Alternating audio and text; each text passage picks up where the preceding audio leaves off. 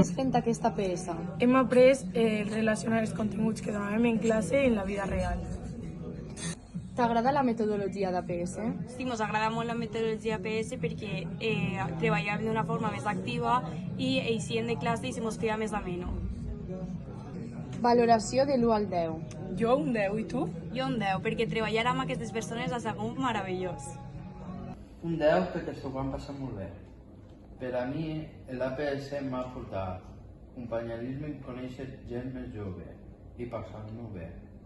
Sí que m'ha agradat la creació del vídeo a l'institut, que ells hagin vingut a diem. M'ha agradat. L'APS ha sigut un descobriment per a mi. Mai havia treballat amb aquesta metodologia i la veritat que ha sigut molt enriquidora, tant per a les nostres persones usuàries com per a l'alumnat.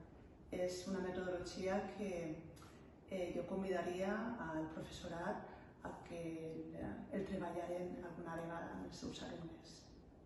Portem anys treballant en APS, però sí que és de veres que este any ha sigut molt especial perquè hi ha hagut una repercussió mediàtica del projecte i sempre hem intentat contestar a la pregunta de què hem après nosaltres com a educadores, com a professionals.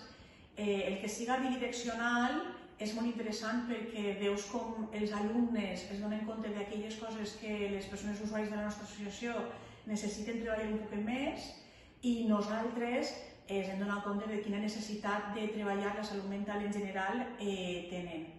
Hem après coses molt positives i és el treball diari en els adolescents, però també hi ha coses que ens han dificultat i això també és un aprenentatge.